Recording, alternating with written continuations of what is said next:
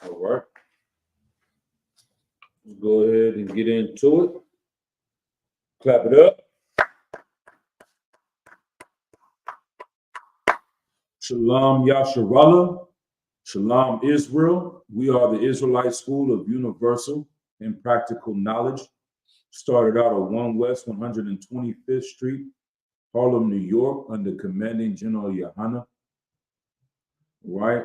Been around since 1969, teaching Blacks, Hispanics, and Native Americans their true culture according to the Bible, and that your oppressor, the so-called white man, is and has always been the devil the Bible speaks of.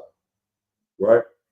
And if you have any questions online, go ahead, type them in the chat.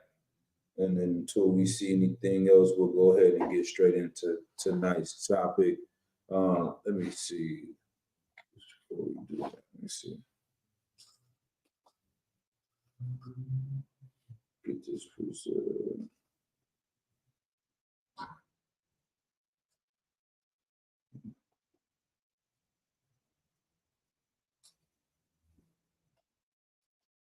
Let's see.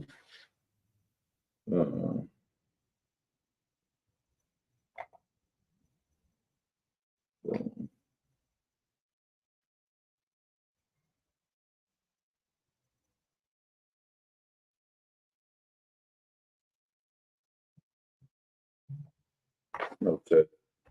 Let's go ahead. We're going to start off tonight's topic. As we all should know what today is, according to our oppressor.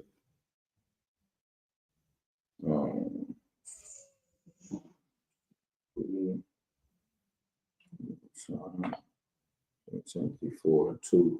Let's go to 2 Timothy chapter 4 and verse 2. And it reads, preach the word, be instant in season, out of season, reprove, rebuke, exhort with all long suffering and doctrine. Right? Preach the word, teach the things that our King taught. Teach the things the priests and prophets of the Lord taught throughout the ages in this Bible. That's what we're supposed to come out to do, to teach the word or the truth. Be instant in season. Be ready to talk about things in season. So tonight, we're going to talk about Halloween. We're going to talk about what is going on with this holiday that people follow and it's promoted to your children through movies, TV, at school, family members. And what sounds even ridiculous, a holiday that is celebrated and promoted in the Christian church. People that are supposed to be followers of Christ are teaching your children how to worship a pagan holiday, right? Be instant in season, out of season. So we got to teach that it is unlawful to keep Halloween around the time of Halloween. You got to speak about these things so your speech is in season. You got to speak about it out of season. Throughout the year, we're going to hear us say, it's unlawful to celebrate Christmas, Halloween, Easter, Thanksgiving, New Year's, 4th of July, all these things, no matter what time of the year, we're going to go out and teach that these things are unlawful because they are not ordained by the Most High God for Blacks, Hispanics, and Native Americans to keep these days year in and year out. It also says reprove, rebuke, exhort. So let's break down some of those words real quick. What does the word reprove mean? Reprove. Reprove means to reprimand. He was reproved for obscenity. Rebuke, reproach, scold, admonish, correct, check. So you got to check people. You got to correct people. Correct people or reprimand them. Rebuke, we got the word rebuke is in the definition of reprove. So what does rebuke mean? Rebuke, third person presents rebuke, express sharp disapproval or criticism of someone because of their behavior or actions. And see, that's so heavy, right? Because if you are to rebuke someone, you're going to criticize them because of their behavior. But if you go in the Christian church, they say you can't judge anyone. And they want to make it seem like it's godly to not judge anyone, when in reality, it is of the Lord for you to rebuke someone. This is what they're falsely using the word judge for. Judge means literally to pass a judgment on someone and to determine a punishment of that person. We just saw today, young thug got released from prison because the judge made a judgment. The court system, he decided to say, you know what? I'm going to plead guilty after this trial. And the judge is orchestrating and handing out all of these different things. So they'll go to a sentencing later on. But once the judge says, hey, you need to do, like, that's exactly the process, right? If you go to trial, you found guilty, et cetera, then they bring you before the judge, and the judge hands out the sentence, hands out the punishment of the crime, for the crime that you committed or you were found guilty for. That's passing judgment.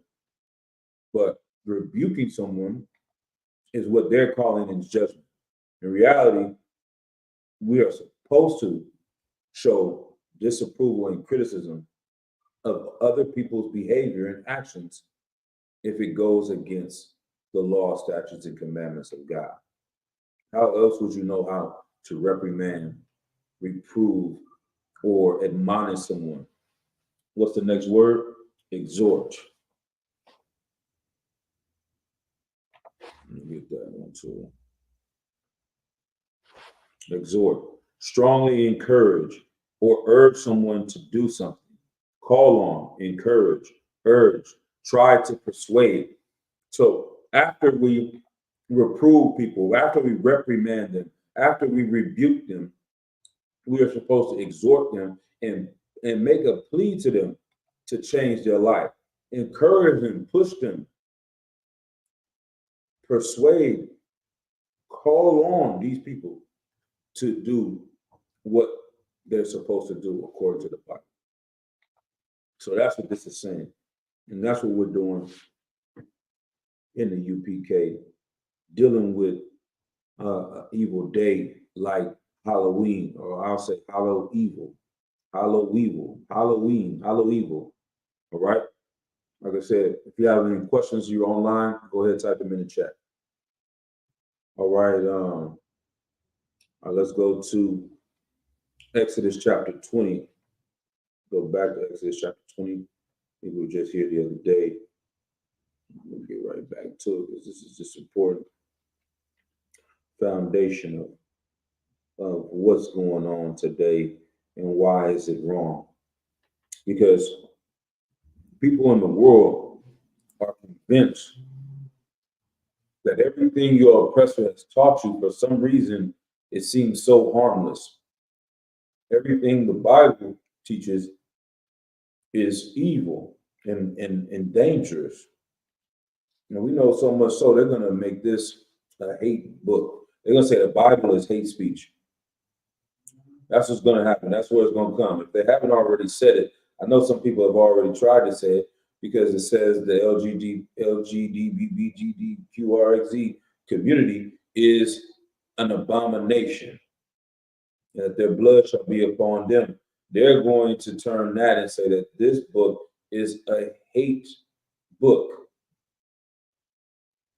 This, they call the UPK a hate group. They're going to call the Bible a hate book, right?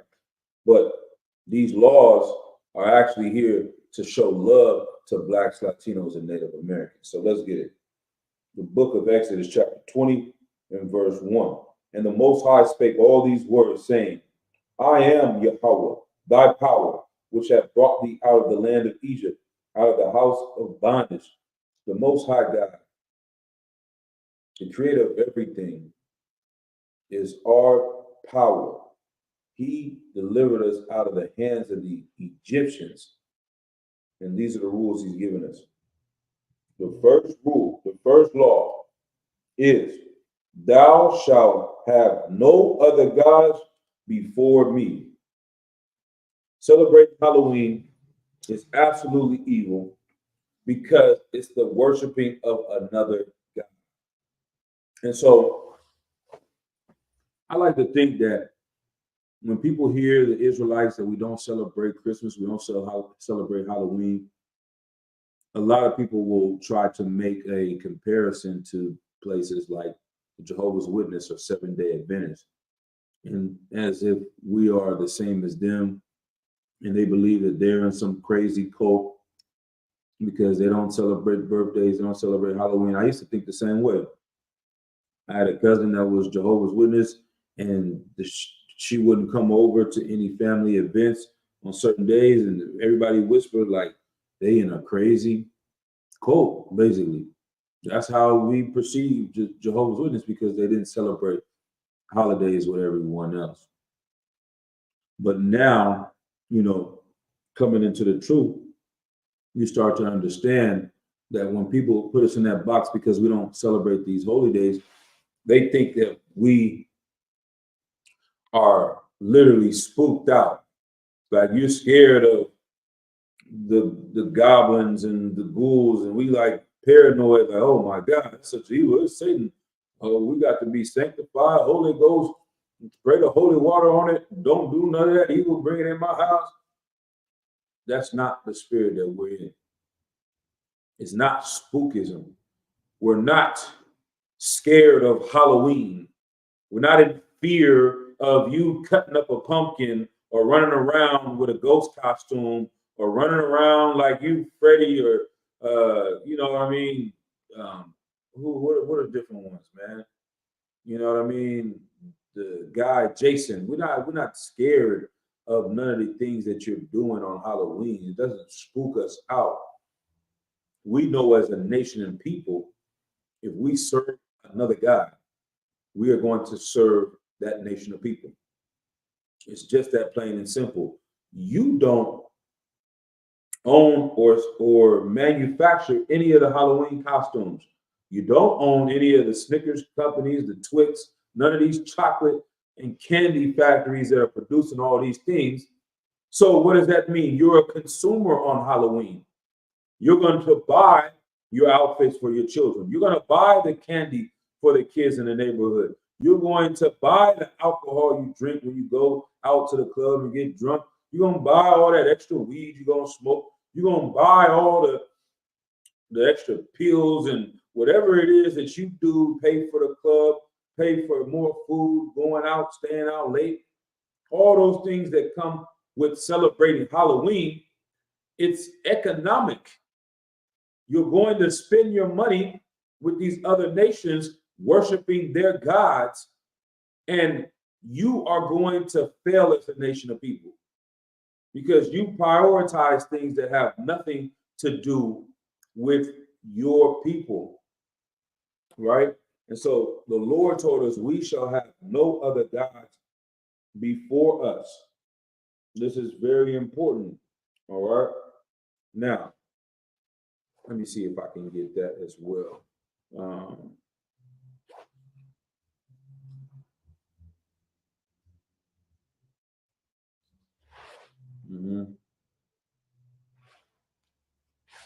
Let's go to Acts chapter 19, verse 27. Show you how big business um, it is for us to worship these other nations, and how they've always known that, and how they've always preyed upon us to do things like this. So let's see. Boom.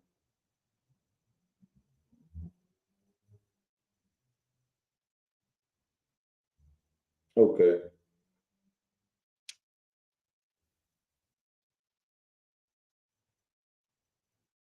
All right. All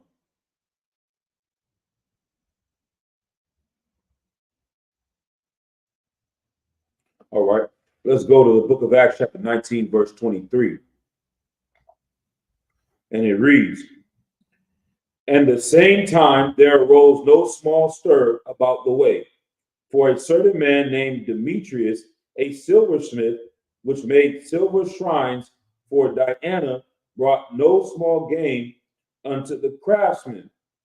Right? And so in this town, Paul is here, and there is a man who was a silversmith, and he made silver shrines for Diana, for this other god, right? And brought no small gain unto the craftsmen. He's bringing a lot of money into the people that are working, making these false gods or these idols, right? Verse 25, whom he called together with the workmen of like occupation and said, sirs, ye know that by this craft we have our wealth. They had a meeting. They're like, Paul is coming in and telling people not to worship these idols. You know how we make our money is selling these idols, and this dude is coming in here and telling our people not to spend money with us. That's the same thing. That's why they have to get your children indoctrinated at an early age, so that it's hard to take this mindset away from them. We know that we make money on Halloween. And if you take these children away from it, then we lose our profits, right? And so it said, whom called together with the workmen of like occupation and said, sirs, ye know that by this path we have our wealth. So he said, you know what? Let's lock in and see. We know that we're making this money, and he's coming in trying to take away from us. Verse 26.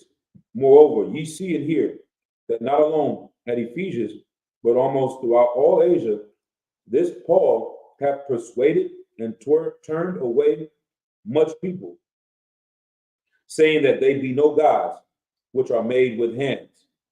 Verse 27.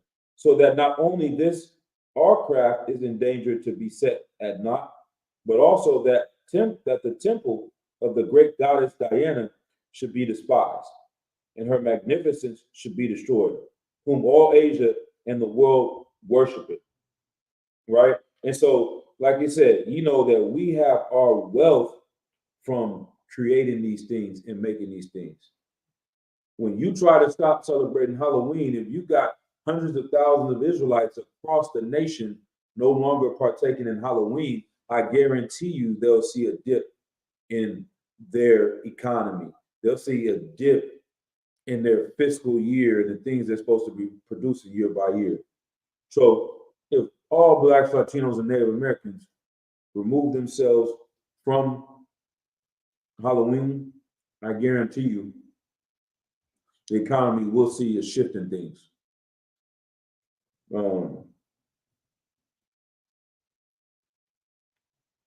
Let's see. All right. That's pretty much it on that. Let's go back to Leviticus 18 and 21.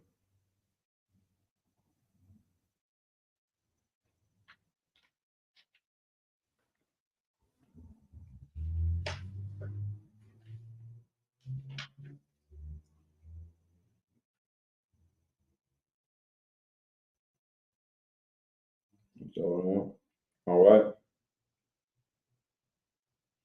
The book of Leviticus, chapter 18, verse 21.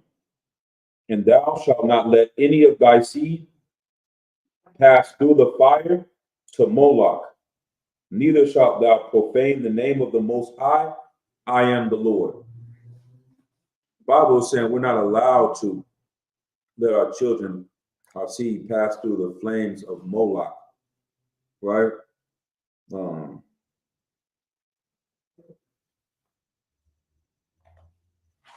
What is Moloch? Let's get to the definition in the Zondervan Bible Dictionary. Moloch or Molech, a heathen god worshipped especially by the Ammonites, with gruesome orgies in which little ones were sacrificed. Good night. God damn. They having gruesome, did they put gruesome and orgies at the same time? What the hell is a gruesome orgy? A heathen god worship, especially by the Ammonites, with gruesome orgies in which little ones were sacrificed. So not only are they, it's like, it feels disgusting even to articulate or vocalize or speak about the things that they're saying is happening here. Like, it's sick in this, because you want to talk about a Diddy party, you want to talk about a freak off. What do you call this? Gruesome orgies, and then they killing children. So are they not sleeping with any of the children before they kill them? What is it that they're doing? What type of gruesome orgy is somebody having? And then they sacrifice and kill the children that are born. At least in some places, an image of the god was heated, and the bodies of the children who had just been slain were placed in its arms. The worship of Moloch was known to the children of Israel before they entered Canaan, for Moses was very sternly forbade its worship. It talks about, obviously, in Leviticus 18, also talks about Leviticus 20 and 1 through 5. So we're seeing in different areas. Let's go to Leviticus chapter 20 and verse 1. And the Lord spake unto Moses, saying, again, thou shalt say to the children of Israel, whosoever he be of the children of Israel, or the strangers that sojourn in Israel, that giveth any of his seed unto Moloch, he shall surely be put to death. The people of the land shall stone him with stones. Like, this was a very flagrant and vile thing for our people to partake in, and that's offering up their children to Moloch or Molech, right?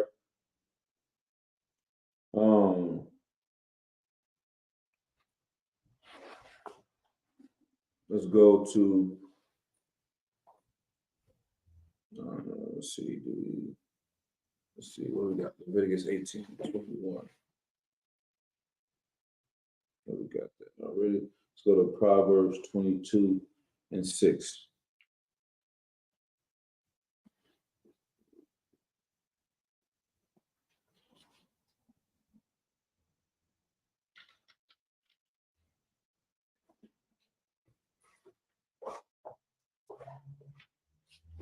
The book of Proverbs, chapter 22 and verse 6. And it reads, train up a child in the way he should go, and when he is old, he will not depart from it. That's what's important. We have to train up our children in the way they should go and put that spirit on them. Stop bowing down and being peer pressured into keeping another people's culture, another people's nationality, and offering up your children to Moloch instead of, separating yourself, finding these records and putting your culture together and putting that at the forefront. And so, once again, train up a child in the way he should go. And when he is old, he will not depart from it. You train up children not to celebrate Christmas, Halloween, Thanksgiving, and Easter, they're not going to miss anything because they never partook in it. And that's how you're supposed to train up a child. You're supposed to teach them how to keep it solid, right? Let's go to the next precept. Let's go to Amos chapter 5 and verse 21.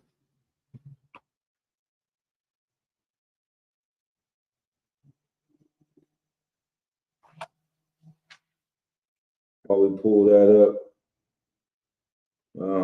I'll be right back. Let me take 1 second. Water something.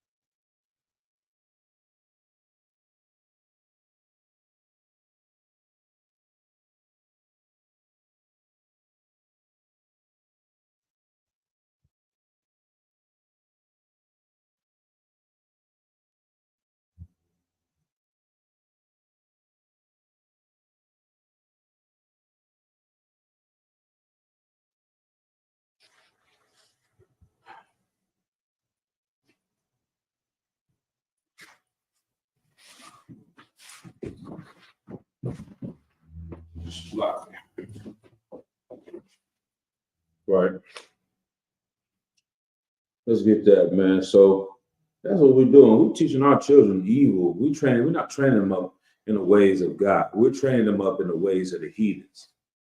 That's what Christ specifically spoke against. So let's get that first. Let's go to Matthew chapter 10 and verse 5. He's out here warning the disciples and letting them know which direction to go to, which way that we should behave ourselves. The book of Matthew chapter 10 and verse 5. These 12 Yahweh sent forth and commanded them, saying, go not into the way of the Gentiles, and into any city of the Samaritans enter ye not. Like Christ is even warning them and saying, don't go into the way of the Gentiles. Don't go amongst these heathens. We're not allowed to marry these heathens. They'll take us away from our God. And the further we get away from our God, the further we get away from our power. That's why being an Israelite is so important and so crucial.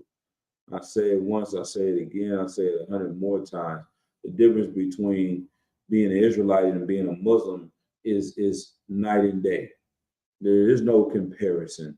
We're talking about a nation of people that the Lord has chosen above all nations. They're talking about a nation of people that have chosen a God and converted to a religion that has nothing to do with their race and their people.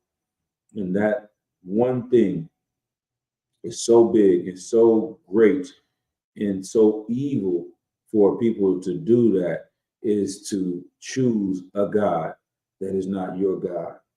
And the things that have happened and the destruction in our communities that has gone on and will continue to go on can be found at the root of us worshiping another God. So let's drop that. We'll read verse 6. The book of Matthew chapter 10, verse 6. But go rather to the lost sheep of the house of Israel. That's what it says. But go rather to the lost sheep of the house of Israel. This is who he's supposed to be connecting with. And this book is the only book that organized and explained who's who in the children, in the nation of Israel. So we are supposed to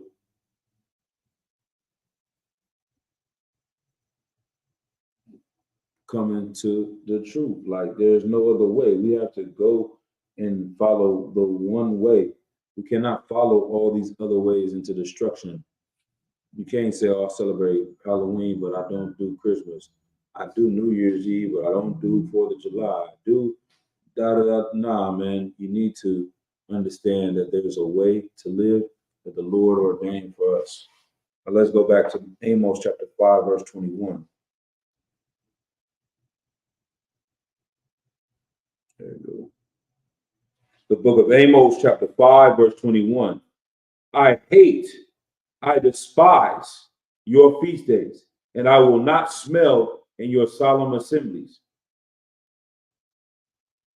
Like the Lord says, he hates and despises your feast days. He hates what you come together and promote these things to our people when it does nothing for us in our situation. And this is something new I'm seeing. I'm like, man, today, I don't know how many grown adults I saw dressed up in costumes, but it was more adults dressed up in costumes for me than it was children. Like, what is going on in the world? It's supposed to be a day to them that is surrounded for the kids. Like, you didn't really want to do it, but the kids want to do it. So what? You out here walking around these blocks, or they dressed up like Spider-Man. They dressed up like Superwoman, etc. Those are um, the way things used to be. Now it's all adults. I barely see any kids outside going around. I see all adults running around in outfits, man. You used to get to a certain age where it was not cool to dress up for Halloween no more. Now that rule is going out the door. It's like you are more cool if you find some crazy outfit to get into each year. But I digress. Like the Lord hates your feast days. I despise your feast days and will not smell in your solemn assemblies. Verse 22, though ye offer me burnt offerings and your meat offerings, I will not accept them, neither will I regard the peace offerings of your fat beasts. Like you are in constant disobedience of the Lord. But when you need the Lord is when you're going to come. The Lord said, I don't want to hear none of that. We're past that point right now. All right. Let's drop that. Let's get Judges chapter 2 and verse 17. One more second. Let me turn this film.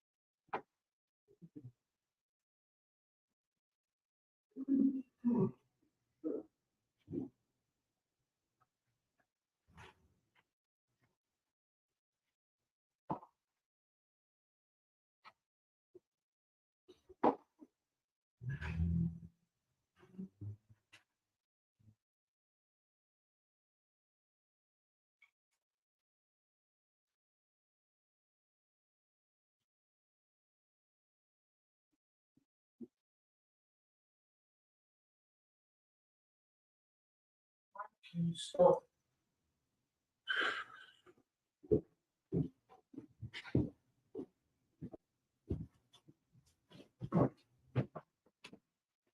All right. Let's get back to it. Let's go to Judges chapter 2 and verse 17.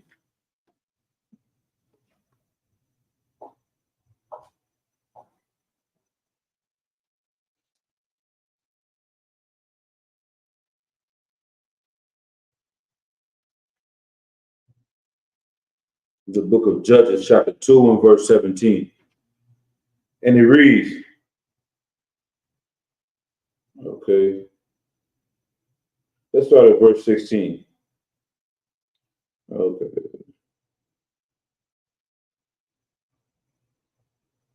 Let's go up a little bit.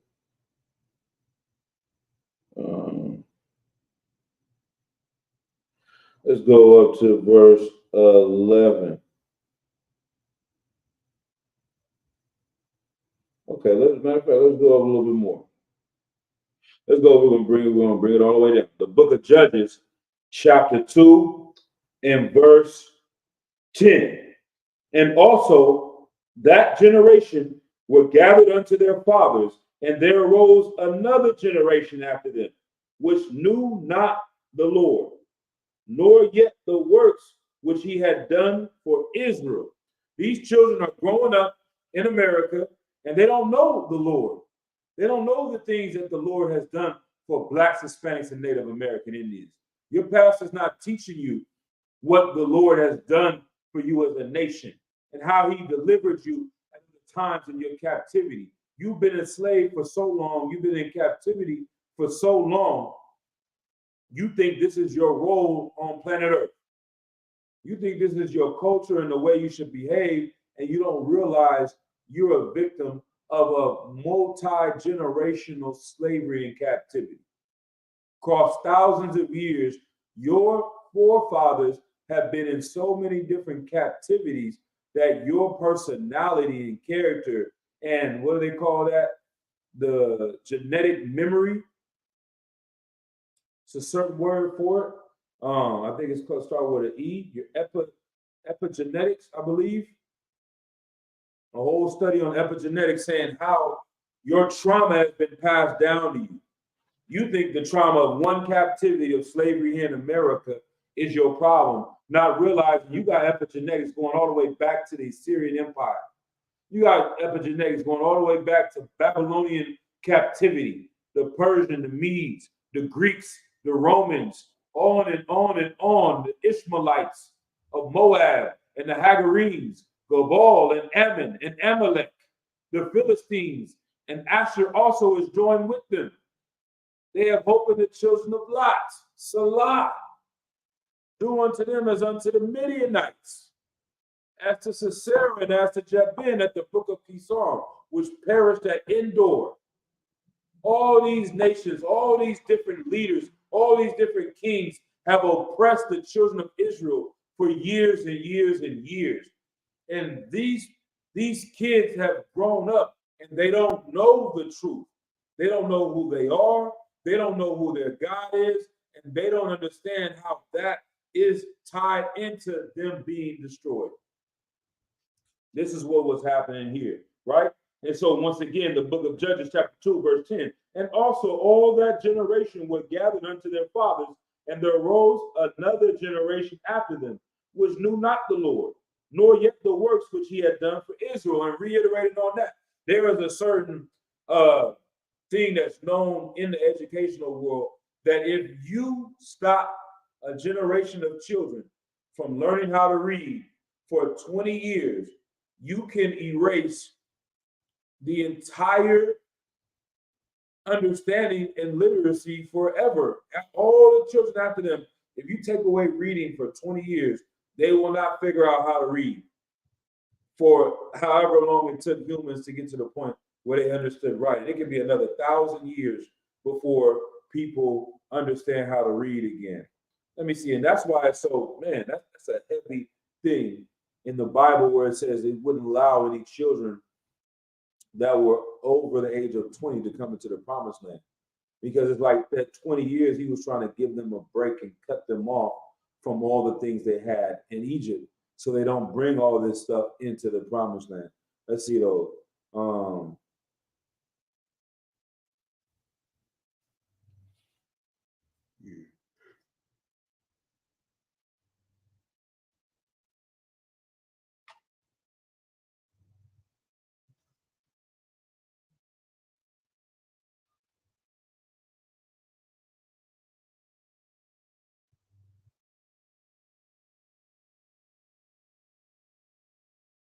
Let's see if this comes up. I know I've heard this before. Let's see if it comes up. Let's see if it comes up. Blah, blah,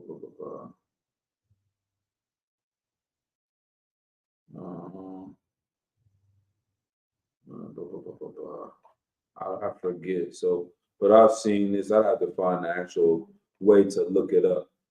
But I've come across this before where they say that, you know, if you cut off teaching children how to read. It will only take 20 years of none of these children not knowing how to read, that everyone after them, they will not be able to teach them how to read and write. And no one will be able to teach any of these people how to read and write. It would just be like you trying to go to China right now and figure out what the Chinese are saying. Like it's one thing you don't even understand the language of the people, but for you to read their symbols and see what that means without someone teaching you and explaining it to you, there's no way you can move to China and decipher what the hell they're saying over there. It's impossible. It'll take 1,000 years before you figure that out. That's the same thing with these languages. Well, that's the same thing with these children that they didn't know who they were, and they have forgotten who they were. Verse 11, and the children of Israel did evil in the sight of the Lord and served Baalim. They went and served the gods of Baal, right? Verse 12, and they forsook Yahweh, the power of their fathers, which brought them out of the land of Egypt, and followed other gods, of the gods of the people that were round about them, and bowed themselves unto them, and provoked the Lord to anger. And so they thinking it's no big deal. We're going to serve Baalim. We don't care about the God that brought us out of the land of Egypt. And they're going to provoke our power to anger. Verse 13, and they forsook Yahweh and served Baal and Asherah. So it's not only Baal, it's Asherah, the same person that we get Easter from. Ishtar, Asherah, right? It's a joke to brothers in the truth, man, that they're going out and serving these, man. It's a joke that they think they can gain some power by serving Baal. Verse 14, and the anger of the Lord was hot against Israel. He delivered them into the hands of spoilers that spoiled them, and he sold them into the hands of their enemies round about, so that they could not any longer stand before their enemies. This is hardcore right here, man. The Lord was angry at the children of Israel for doing these things, and he put something behind his anger. He told them that he's going to get us spoiled, he's going to get us robbed and sent into captivity because of the evil that we were doing, following these other nations.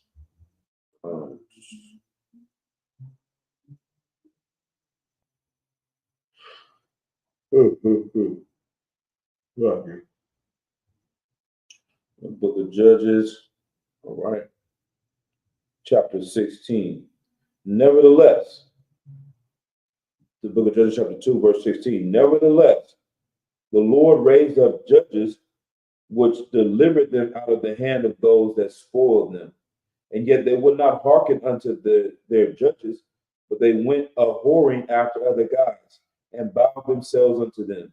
They turned quickly, they turned quickly out of the way which their fathers walked in, obeying the commandment of the Lord, but they did not so. Verse 18. And when Yahweh raised them up to judges, then the Lord was with the judge and delivered them out of the land of their enemies all days of the judge. For it repented the Lord because of their groanings, by reason of them that oppressed them and vexed them. Right? And so the main key right here in verse 17, it says, they went a whoring after other gods and bowed themselves unto them. We started selling ourselves out to go a whoring after these other gods. Oh, we got to go worship Diana. We got to help get money and send it into the temple of Diana and keep that going. We're not going to focus on our own issues in our community and fix them. We're going to think about doing something in some other community, man. And that the Lord hates that, right?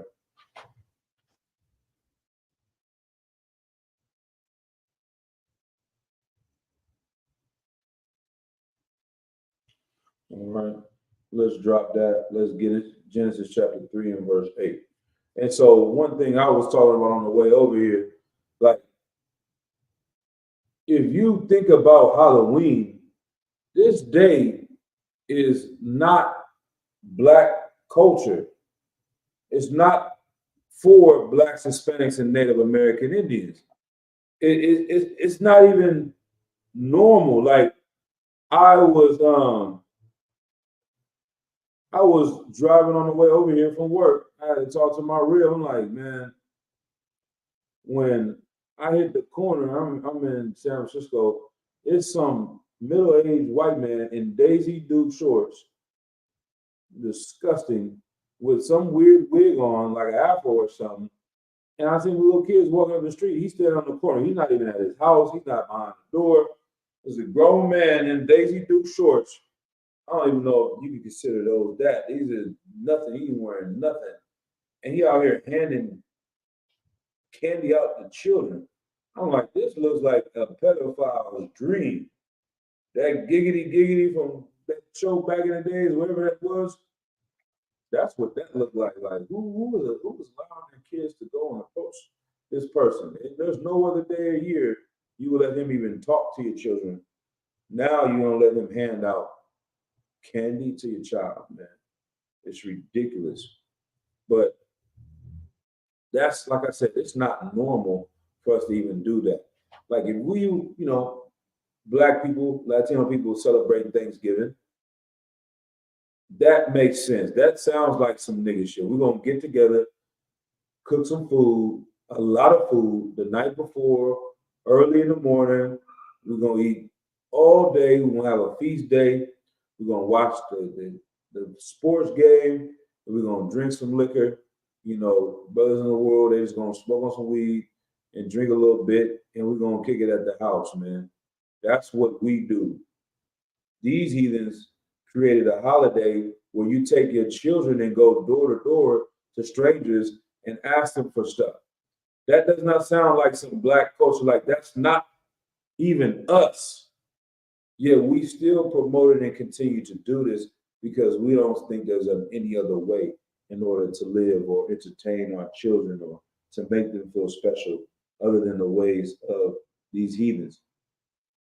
But and touching back up when we talked about offering your children up to Moloch, let's show you what's really going on.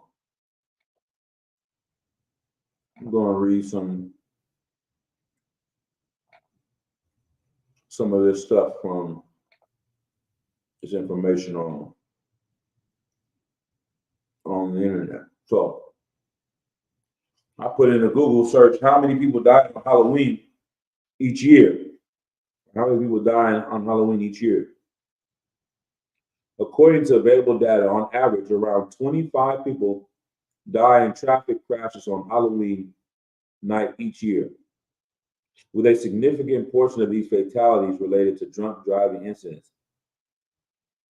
All right? Drop down. Key points about Halloween fatalities. Pedestrian deaths are most common. Halloween is considered the deadliest day for child pedestrians due to increased traffic and children in costumes walking around at dusk. So it's the same thing. I'm leaving slavery.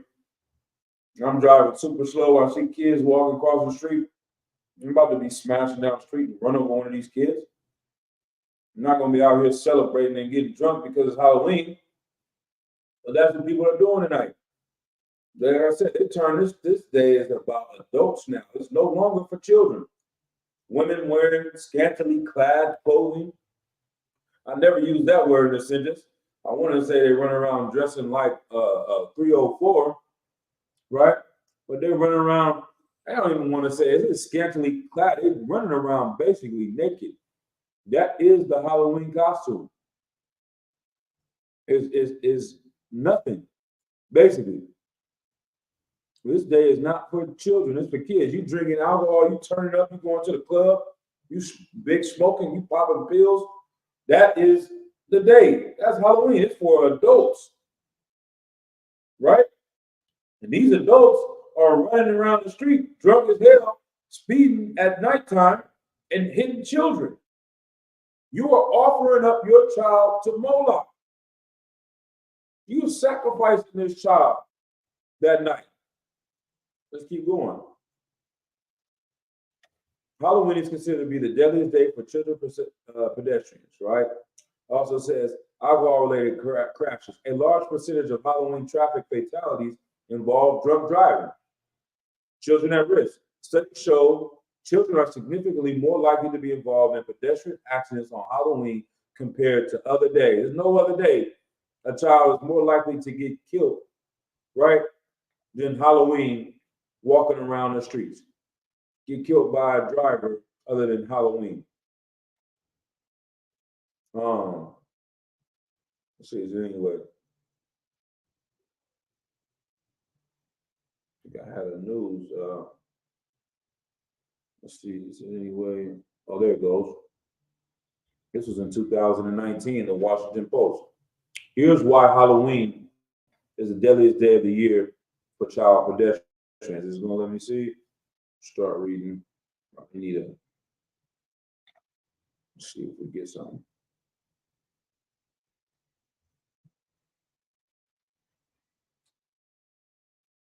See if that comes out.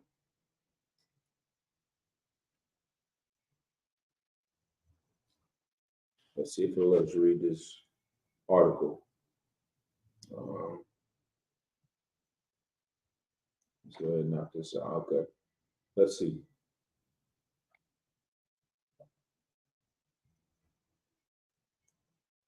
So, good night. Let's see if we can get this on the screen again. This is ridiculous. Look at the spike on this. This is ridiculous. I got to share this screen again. Block it.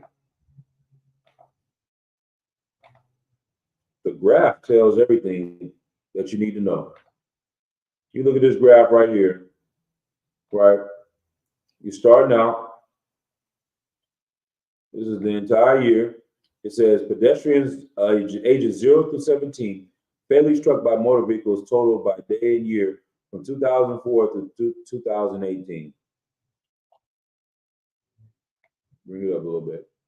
January, this is where it's at. February, March, pretty consistent all year. You start getting close to September, spikes up a little bit. One day of the year, Halloween, boom, goes all the way up here. Why is it doing that? Why is it spiking up? Let's go down.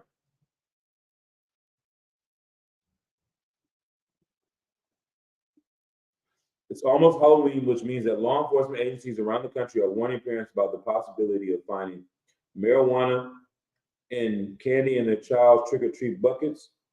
But like poison and razor blades, Halloween pot candy is largely a myth. The real threat to kids on October 31st is much more mundane: traffic. Children are 3 times more likely to be struck and killed by a car on the holiday than any other day of the year, according to the latest federal highway safety data. So 3 times more likely to get hit by a car and killed by a car on tonight.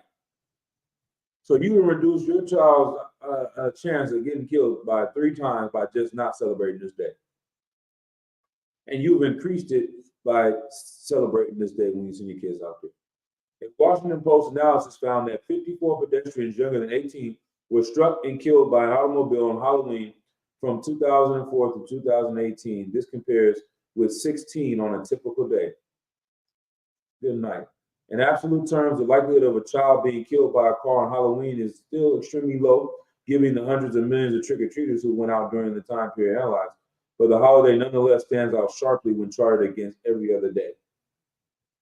Roads have also become more dangerous in the past decade, blah, blah, blah, blah, blah. Okay, so that's just one aspect of it. The children going out and getting killed by cars on Halloween is one aspect of how they're sacrificing these children to Moloch. The other kids that come up missing on Halloween, those are the ones that are being sacrificed to Moloch. You're giving up your kids by celebrating this day. The ones that go out to the parties in the hood and the ghettos and the barrio and get shot at a Halloween party or after a Halloween party or before a Halloween party, in front of the Halloween party, inside the Halloween party. All of these things are happening. It's a real life horror movie.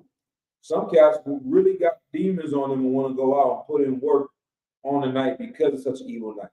Because you can wear a mask and it be seen as no big deal. They want to become serial killers just like the people in the scary movies they watch, and this is the night to do it. So you're going to see tomorrow morning and next week all the news stories that come out about the people that were murdered. They're going to be murdered tonight, right? You can save someone's life just by telling them not to celebrate Halloween, man. I remember, I think my rib was telling me her sister was in an accident last year on Halloween, on crossing a bridge, almost got knocked off the bridge and died because some drunk driver is speeding through and hit her while she was driving, going to a Halloween party. Like, if she would have listened to the priests and prophets and knew better and did better, she would have never even been on that bridge and she would have not even been in risk of losing her life, right? And so that's why it's an interesting thing that a few years ago was a big conspiracy theory going around Travis Scott having a concert where people end up having a stampede and children end up dying, women end up dying, men end up dying. A lot of the fans at that concert ended up being killed at a Travis Scott concert. Let's see how many. How many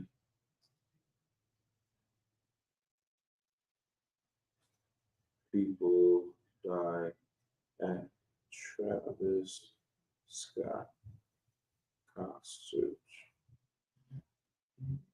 How many was it? Oh, 10 people. That was a big tragedy.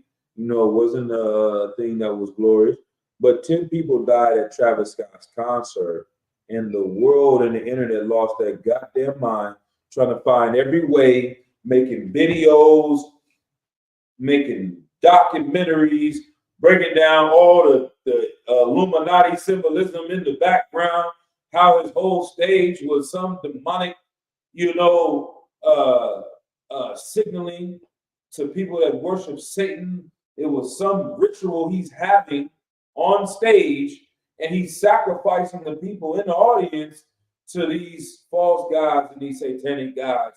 And that's what really was going on. Everyone can find the breakdowns and put the pieces of the puzzle together to say how evil Travis Scott was for having this concert and people dying in this concert. But no one can put the puzzle together to show you how evil Halloween is and how it really is something that is demonic and satanic, and how it is the orchestrated sacrifice of hundreds of people every year. You come to this event and people die, and you got all this demonic stuff in the background. They say, "Oh, this is the Illuminati." But for some reason, you have all these evil shows on TV running it for the entire month of October. You got people, going out drunk driving, running around, partying, shooting every year. People dying every year, but no one sees this as a satanic ritual where they sacrificing people. No videos is coming out about that. 10 people die at Travis Scott concert. It's a conspiracy. Every year, hundreds of people dying, children dying, and it's not a satanic conspiracy. But we're the crazy ones that's in a cult for saying that we don't celebrate this day. We're in a crazy cult. There's nothing wrong with you, and you got your 5-year-old knocking on a stranger's door, asking for things. That's not what need. That's not a nigga holiday, man. That is a heathen holiday. That is for white people. Right? I digress. And so, what do we have? Genesis chapter 3, verse 8.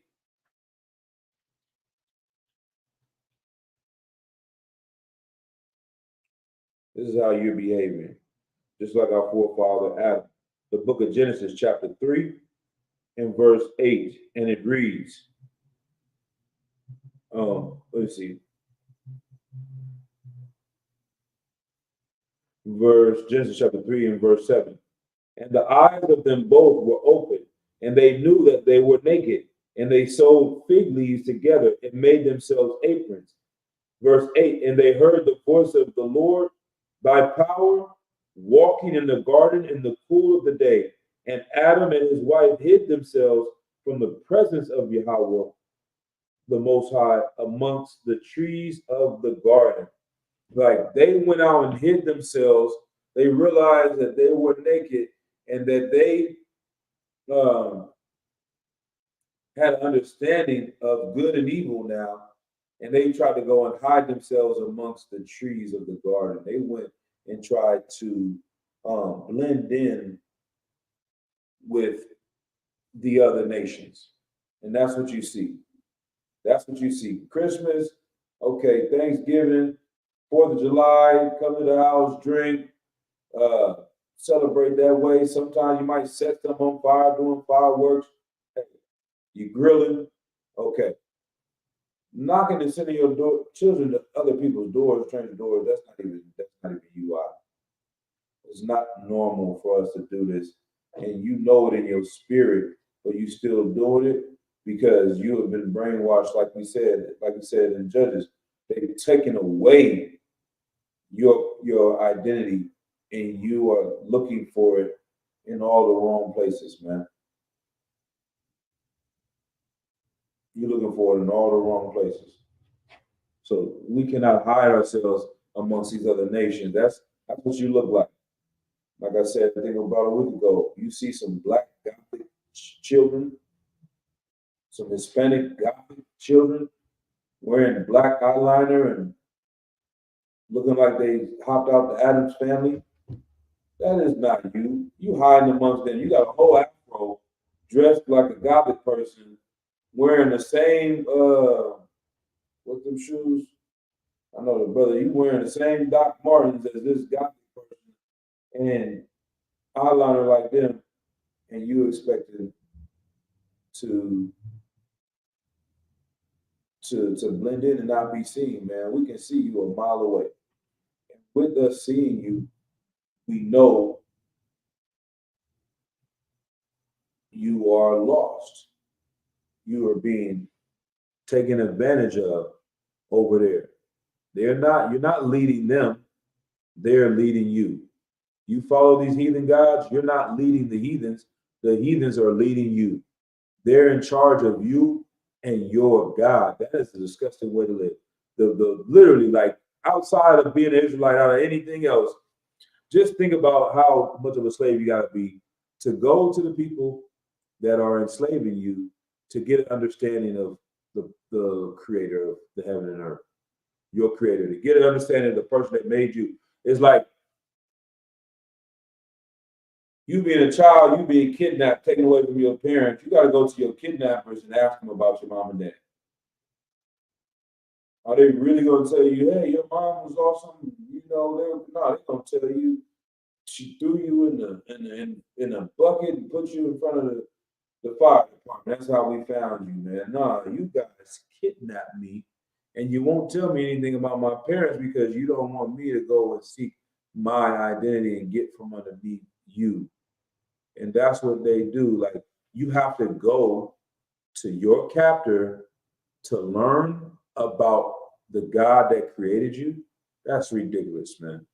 And then we don't make it too Christian, but you should be able to have some way to communicate and pray and think about the Lord and say, you know, how is it that you should behave? How should you carry yourself? And we're here in the Israelite School of UPK to show everybody that way, right? So, what we got? One last precept. Let's go to the book of John, chapter 8, verse 44. The book of John, chapter 8, and verse 44. Ye are of your father the devil, and the lust of your father ye will do. He was a murderer from the beginning and abode not in the truth. Like, when you teach your children these things, ye are of your father the devil. You are acting like a devil, right? He was a murderer from the beginning and abode not in the truth, because there is no truth in him. When he speaketh a lie, he speaketh of his own, for he is a liar and the father of it. That's the first step. Once you take on their culture, you take on their gods, you willing to turn on your God, these people are telling you these lies, and they're bringing death and destruction to you and your people. Literally just showing you year in and year out. And I'm waiting for the articles tomorrow. I'm gonna show my daughter. Like, look, this is what we're talking about. How many people died last night going out and doing these things? Do you want to die going out for some candy that we can get from Walmart? Is it worth it? Is it worth your kid getting molested by knocking on the neighbor's door and becoming friends with some pedophile? And then next week, when they see the neighbor again, they think that they have a friend and they associate happiness with going to their house. And now they walk up into their house and they behind some door that has no sound coming out of it. They got kidnapped and put on the black market because they done made friends with Todd Dahmer Jr. And now your kid is gone kidnapped, man. To hell with all that. Damn all that. Let's do something different. Let's find another way to be normal. Let's have a new normal that's not normal for the rest of the world. Let's make that. That's the culture of the Bible. Let's make that the new way for our people.